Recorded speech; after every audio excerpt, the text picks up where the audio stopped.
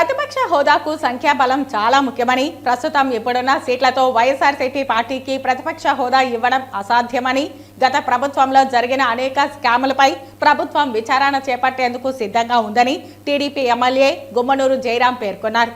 తిరుమల శ్రీవారిని ఈరోజు ఉదయం వీఐపీ విరామ సమయంలో టీడీపీ ఎమ్మెల్యే గుమ్మనూరు జయరాం దర్శించుకొని మొక్కులు చెల్లించుకున్నారు. అందరికీ నమస్కారం. ఈరోజు శ్రావణవాసం నందు శ్రీ వెంకటేశ్వర స్వామి దర్శనానికి మా బావమరిదైన ఎర్రస్వామి వారి పుట్టినరోజు సందర్భంగా వారి కుటుంబ సమేతంగా దర్శనానికి రావడం జరిగింది. అన్ని విధాలుగా రాష్ట్రంలో కూడా వర్షాలు మంచి, ఎక్కడో రైతన్నలు కూడా మంచి వర్షాలు వచ్చి పాడి పంటలు కూడా బాగున్నాయి. అదేవిధంగా 5 కోట్ల ప్రజలకు కూడా బాగుండాలి. అదేవిధంగా ఈ రాష్ట్రాన్ని పాలించే మన ముఖ్యమంత్రి నారా చంద్రబాబు నాయుడు పెద్ద ఆయన కూడా ఆయన ఆరోగ్యాలతో ఉండాలని ఆ దేవుడిని కోరుకుంటూ సెలవు తీసుకుంటున్నాం. ఇప్పుడున్న పరిస్థితిలో ప్రతిపక్ష హోదా అనే దానికి ఒక లిమిట్స్ అని ఒక ఎన్ని ఉంటాయి, స్ట్రెంత్ ఉండాలి.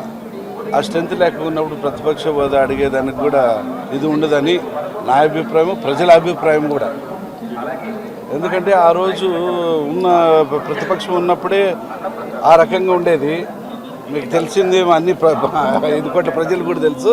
ఈరోజు ప్రతిపక్షం లేకున్నట్ల పార్టీ వచ్చిందంటే ప్రజలు ఏ రకంగా ఎన్నుకున్నారనేది ఆ ప్రజలే తెలుసుకోవాలా. ఒకవేళ ఆయన ప్రతిపక్షం అడిగేదానికి కూడా ఏమాత్రం కూడా కాదేమో, భావ్యం కాదేమో అని నేను అనుకుంటున్నాను.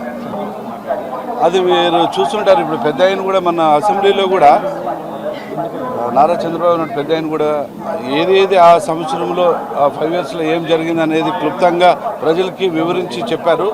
అది ఏదేదో ఉంటే ఆ రకంగా ప్రభుత్వం కూడా బయట తీసేదానికి కూడా సిద్ధంగా ఉందని చెప్పగలరు.